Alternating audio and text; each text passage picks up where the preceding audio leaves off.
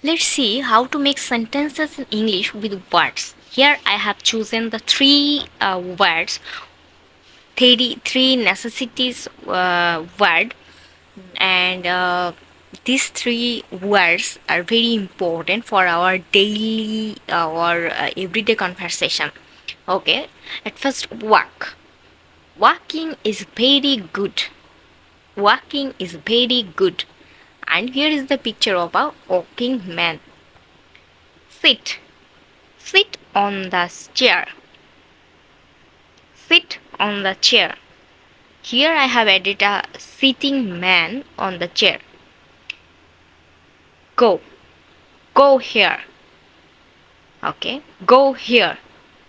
So, thus you can make a easy simple sentence with the words.